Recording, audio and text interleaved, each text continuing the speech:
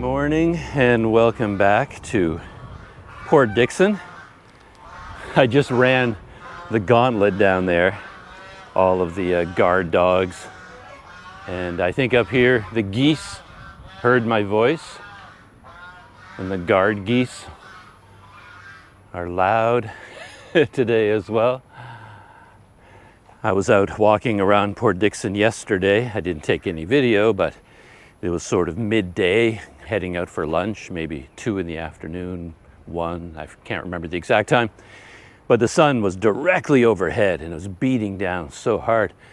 I actually took out my umbrella, my rain umbrella, and used it as a parasol to protect myself from the sun. It was that strong. I felt I needed a barrier. Right now, sun is pretty bright as well. Busy squinting here. It's about 9 o'clock in the morning right now, so it's not that hot yet. And I'm heading out to get some breakfast.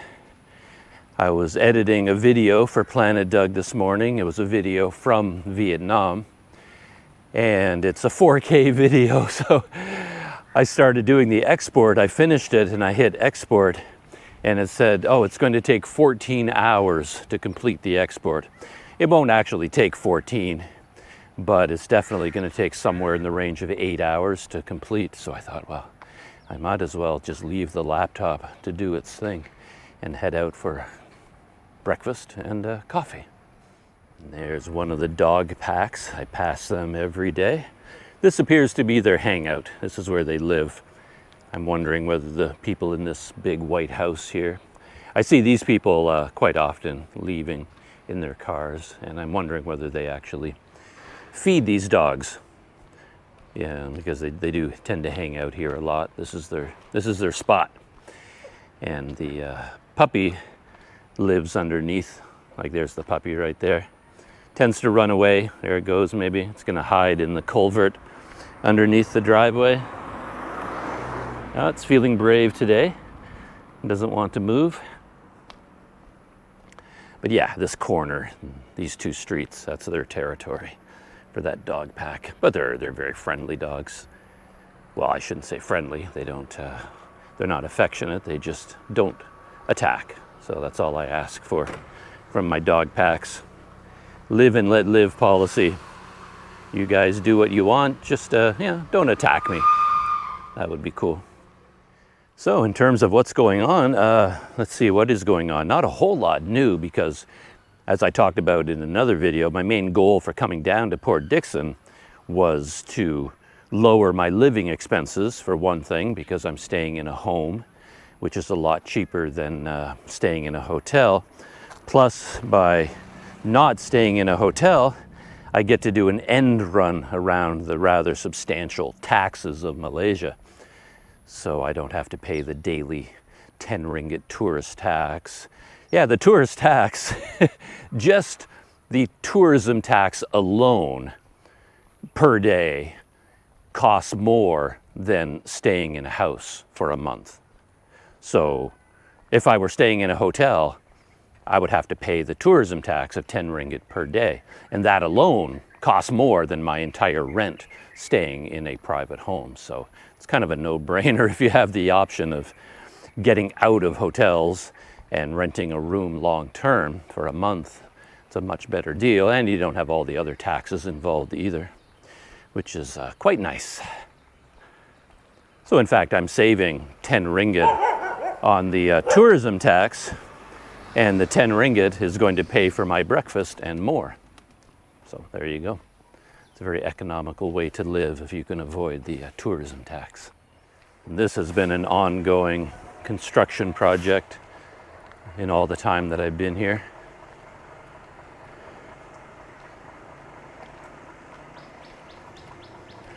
Yeah, my host was telling me about this schedule for collecting garbage. And I think he was telling me yesterday that they come twice a week.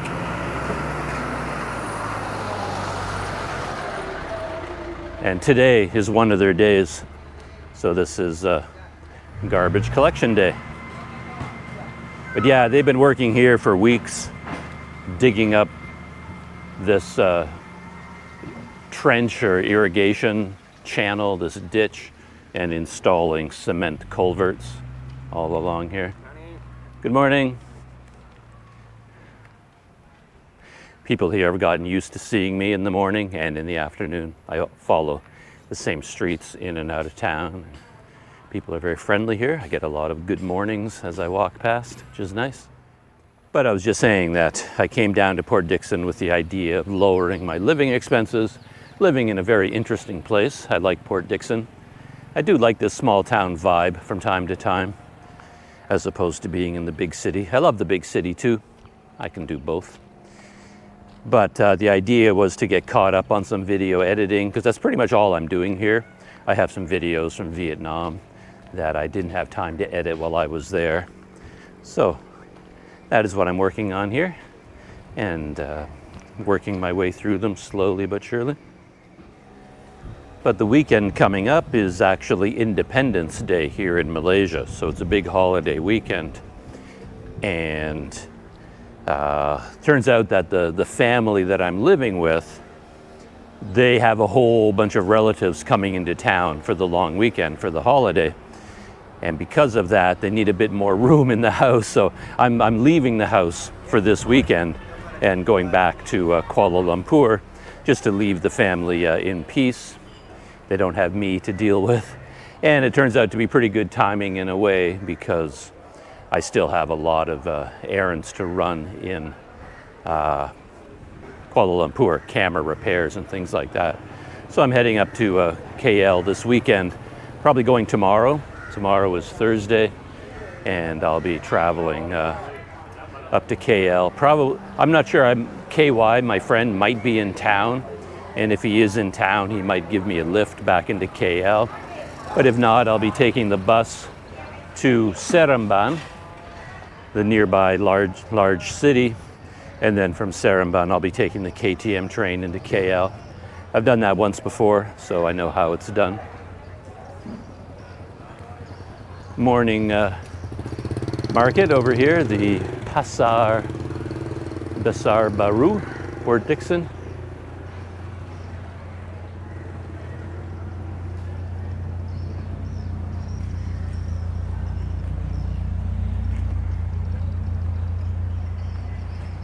My plan is to stay at the J Hotel Masjid India again, so I've booked a room there for a few nights for the weekend.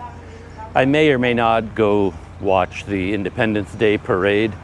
I'm leaning towards not, simply because, yeah, I mean, you've seen one of these massive crowds at a National Day celebration. You've sort of seen them all. I'm heading back to the big Sista Kopitiam for breakfast, by the way. I'm thinking I might try their Laksa. I noticed they have Laksa on the menu. I'm not sure if they make it every morning or every day, but I'll find out. I'll try to order that, I think. Try something different. And then, since my laptop is busy at the house, I think I'll stay downtown and grab a cup of coffee somewhere. I've been going to Zeus Coffee. I like the place, good coffee. More like inexpensive as far as fancy coffee shops go. Cheaper than Starbucks, I mean. But I do find their lounging chairs not very comfortable. I can't really relax in them. And they have a jingle, the Zeus coffee shop jingle on a loop. It's maybe 30 seconds long, or 35, 40 seconds, something like that. And it just plays over and over and over. So while if you stay there for a couple hours working on a video or something, you hear that jingle hundreds of times. And every time it ends, it just starts over again. And once you notice it, it starts to drive you mad. So that is one negative thing about going to Zeus. And since I don't like their chairs very much, I'm going to try the local Starbucks this time. It might be a more comfortable place to hang out. They have a lower floor and an upper floor. So yeah, Laksa for breakfast, and then Starbucks coffee. That's my plan for the morning so far. As far as camera adventures go, a few things have been happening. I think I mentioned already that the GoPro distributor has decided there's nothing wrong with my GoPro Hero 12. At least they can't reproduce the LCD failure that I've been experiencing. So they're not doing anything. They basically just sent the camera back. And I heard from the camera store that they have it now. So that's one reason I'm going back to KL. I have to return to the camera store, pick up my Hero 12, see how long it works without the LCD screen failing. That should be interesting. And my Hero 9 has an equally unsatisfying story. It was over 3 weeks ago, I brought it into a shop called SKL Action Camera Repairs or something like that. Right from the beginning, it was a bit weird, this place, because I tried to find it based on its pin on Google Maps, but the pin was not very accurate. So it was sort of like the pin was dropped right in the middle of a block. So it was impossible to tell what street it was on. And I walked around in a circle a couple of times and I couldn't find SKL. There were no signs anywhere, nothing like that.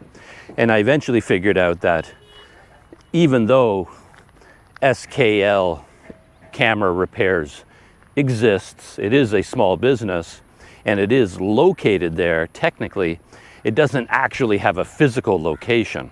It uses another store where they accept the camera repair orders and give it to this guy, and then I think he takes them home or something like that.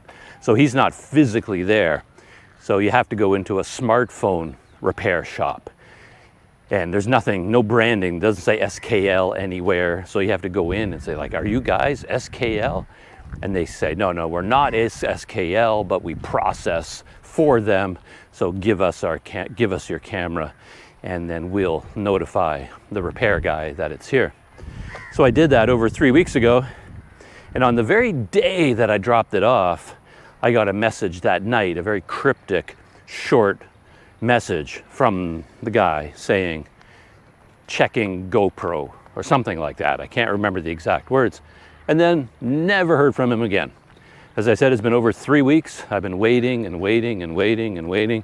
I sent him message after message after message, and he won't reply. So I don't know what's going on. He disappeared, he retired, he took a vacation, he doesn't exist. And whatever's going on, he refuses to reply to any of my messages. Because it was a weird thing, when you drop off your camera at this smartphone store, they make you type in the phone number for SKL on WhatsApp. So you end up connected with SKL on WhatsApp. And it shows up. So SKL is now in my contact list, SKL Camera Repairs, whatever it's called. And that's where I've been communicating with the guy. You're supposed to take a picture of your GoPro as proof of what you're giving him, so you have a record of what you gave him and what you're going to get back and the condition that it's in. So I took pictures of all the cameras. The guy was telling me to do this. I sent them to SKL via WhatsApp, and then I got the message on WhatsApp from this guy that night saying, okay, we're looking at your GoPro now. So I have a very solid WhatsApp connection with the guy, and then he refuses to give me any more information, like nothing. I sent him a message yesterday, and I finally let my impatience slip a little bit, and I said to him in the message, I dropped off my camera 3 weeks ago, and I'm still waiting to hear from you what's going on. Have you had any success fixing it? Can you give me any information? And I ended the message saying that I'm becoming very unhappy with their poor customer service, and signed off. And finally, when I sent that message, I noticed that he read the message. All the previous ones, the check marks, were not blue on WhatsApp, which means I think they can read the message because they scroll down on their phone and you get the notifications if someone sends you a message on WhatsApp. You can read it, but if you read it that way, it doesn't look like you read it on WhatsApp. So the check mark doesn't change. But in this case, when I told him I'm becoming very unhappy as a customer, waiting for him and their poor customer service. Now he clearly went into WhatsApp and read everything, and then all the check marks turned blue to show, oh, they have been read now. But even then, nothing. He read that message at about 10 o'clock in the morning, all day yesterday, no reply, nothing. And I said in my message as well, it's like, if you can't fix it, that's fine. Just tell me you can't fix it, send it back to the shop and I'll go pick it up. But I need to know what's happening. I can't. And I noticed on Google Maps, most of the reviews are positive, but there are like 3 of them extremely negative, people that he treated the same way he's treating me. And somebody says, yeah, he just does not communicate. He will not tell you. And one guy said he waited 6 months to hear about his camera. So I'm hoping it won't be 6 months for me. But anyway, that's the story of what's happening with my GoPro Hero 9. And I very much regret bringing it to this shop. There was a lot of time involved even going to the shop. Took half a day to go there, drop it off, and now I've been waiting over 3 weeks. So the customer service at SKL is pretty bad. But when I go back to KL this weekend, maybe I can take a trip up to that smartphone shop and I can beat on the counter and express my dissatisfaction.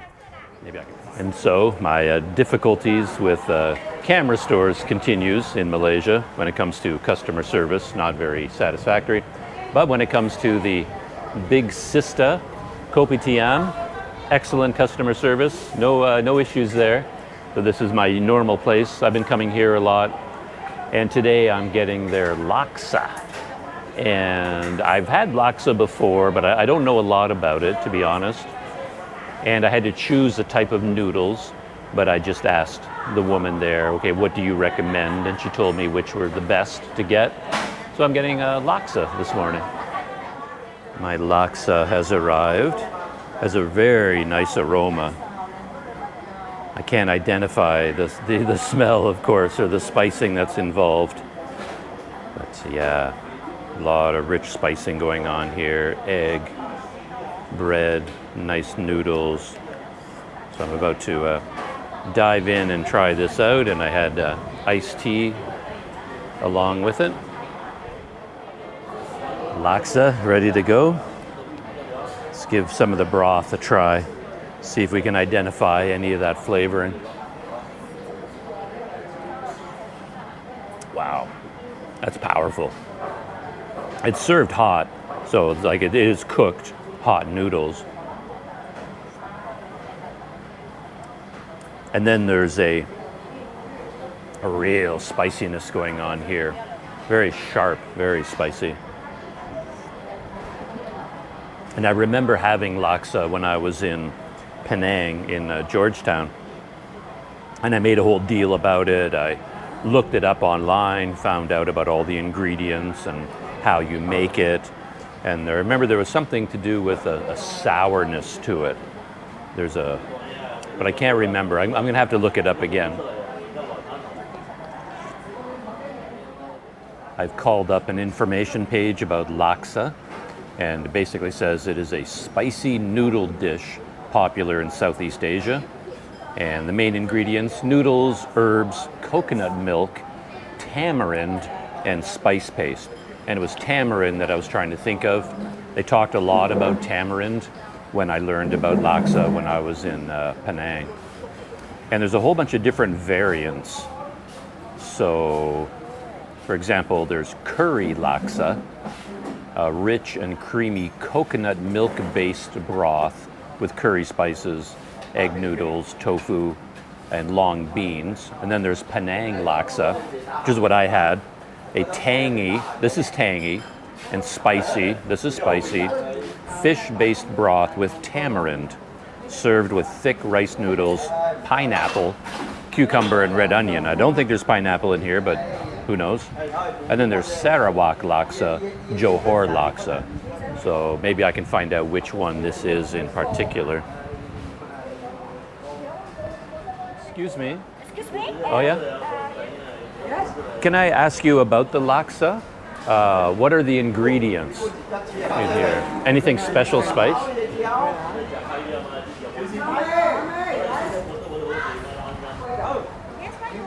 What are the ingredients in laksa? What it is made out of? Got the curry. Curry, 哦，它的成分成分啊，辣椒啦 chili Chili. 头 lauge 咖喱特工啊，我们讲 curry powder Curry powder. Okay. powder The soup is ikan bilis. the small fish Small fish. Small one, fish. ikan bilis yeah small fish like that. Is there No good lah. tamarind? Tamarind. Tamarind. I was reading about laksa. There's different ones, like curry laksa, Yeah. Penang laksa. Penang laksa is Assam laksa. It's Assam laksa. The sour Penang little lah. bit. This one is a spicy one. This is the spicy one. The Penang laksa got the sour little bit. I see. 酸一点嘛，Sarawak laksa different also. Also different. Different. So this one is not here, is not on the This list. one, this one. The first one, Yeah. the curry laksa. 散蛋呢有什么？有谁 Santan. Coconut yeah. milk. There's also coconut in? Yeah. Tofu Ah, this is okay. the first one. This one lah. That's the first one. All right. That's great. 长豆这边有长豆 长豆不 Different every people different. Different styles. Okay. Thank you very much. Okay. Thank you. Okay. So I think we got a pretty satisfactory answer. This one is the curry laksa, laksa lemak. And it does have coconut. I haven't really tasted the coconut yet, but she did say, like everything I'm reading here is a rich and creamy coconut milk-based broth, curry spices, etc., etc. So that is what I have. And they did say that the Penang laksa was like tangy and sour. And that's the one I know from Georgetown. And there's Sarawak. And they were telling me that there's so many different variations and little fish in here somewhere. All right. Ha! We've got all the information.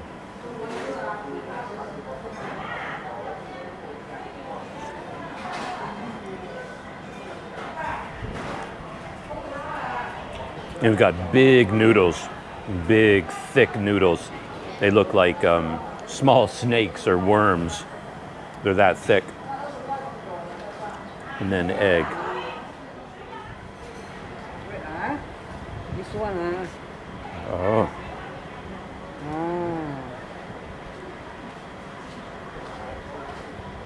This one very nice. What is it? Fish and change the put them. Fish egg. So since I'm expressing so much interest in the dish, they brought another topping. It looks like cockles, some sort of yeah, I don't really know what that is.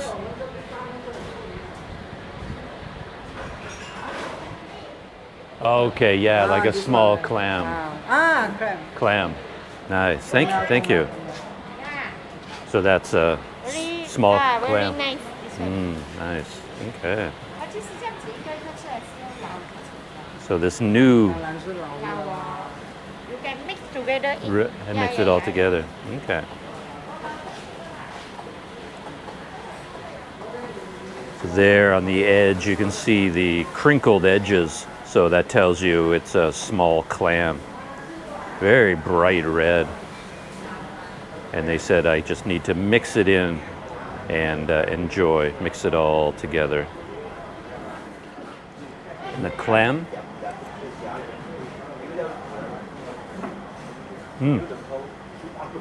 Okay. Wow. That is fishy. I mean, just imagine anything seafood. That's a powerful seafood flavor in those clams. Wow. It's like you just got a mouthful of the entire ocean, all in one, just one of them. And one of the small eggs.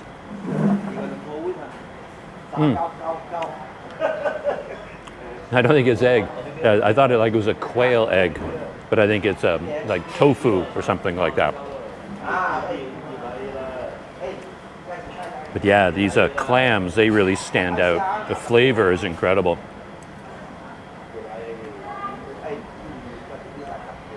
They're very small, but as far as flavor goes, they pack a punch.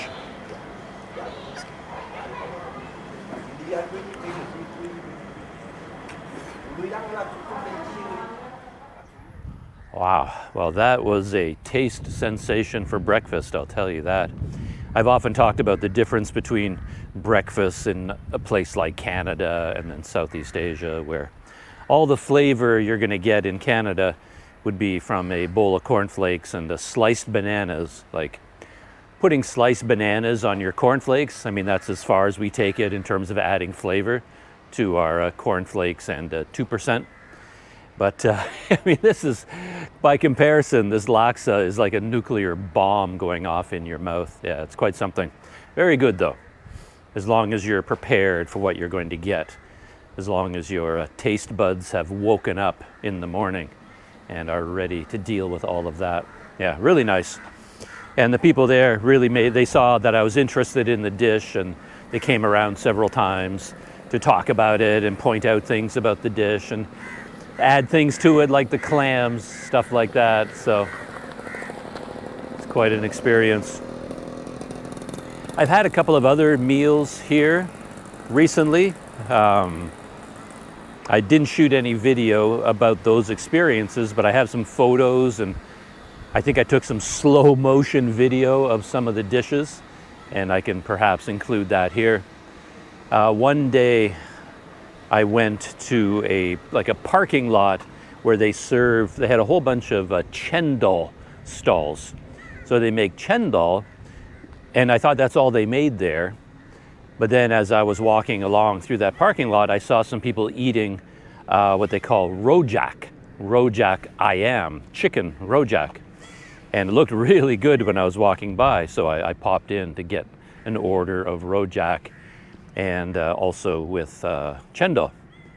And so that was really good. I don't know all the details about rojak.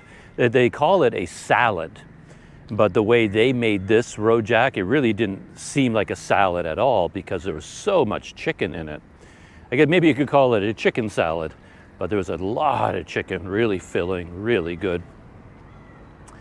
And I'm not quite sure if this makes any sense, but when I was talking to the guy, here he is, the Rojak master and me posing for a picture. I ordered the Rojak ayam, and then I said, he asked me, what would you like to drink?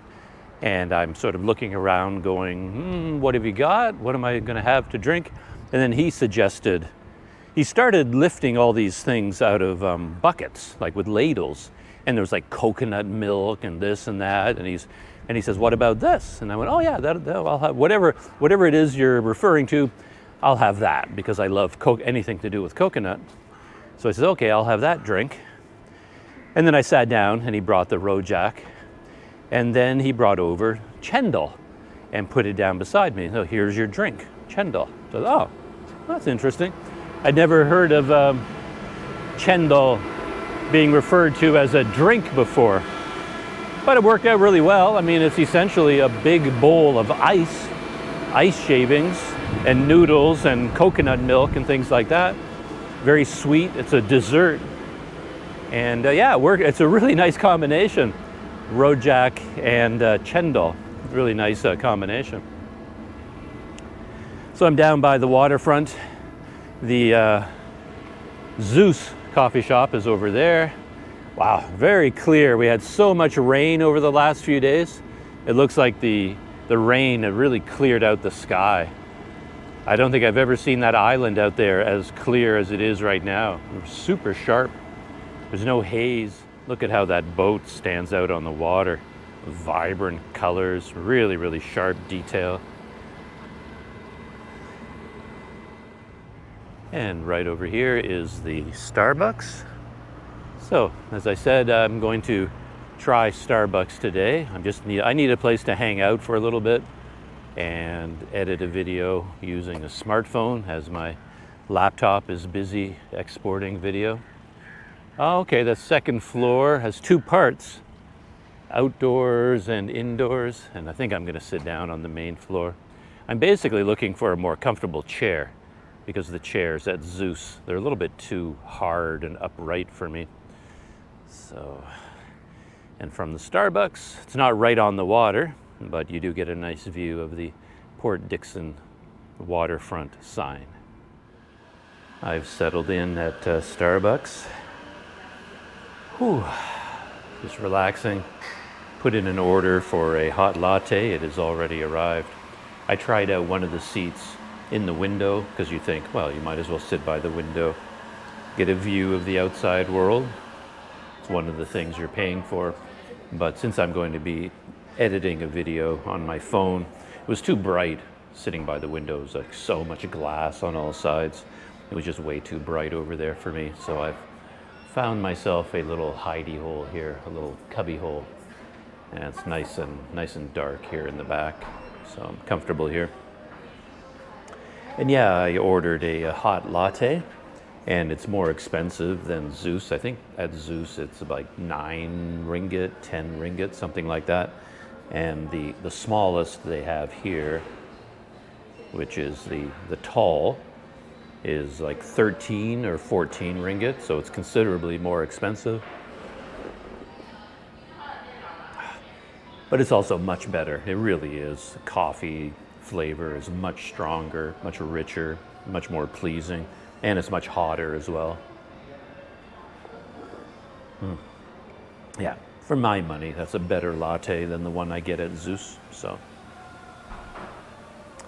I'm happy to come here and pay the premium price because it is a much better cup of coffee.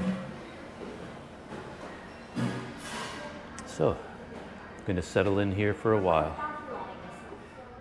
Coffee time done. Walking towards the water just to take a last look around before walking back to the house. Gorgeous day. Absolutely gorgeous. I've seen a lot of fishermen here lately. Sport fishermen. They've got these big poles, like this guy over here. I've noticed a lot of them have a little bell at the very, very top. And if they get a bite, shakes the pole and they hear the bell ringing, gives them a warning. There they are, the Straits of Malacca.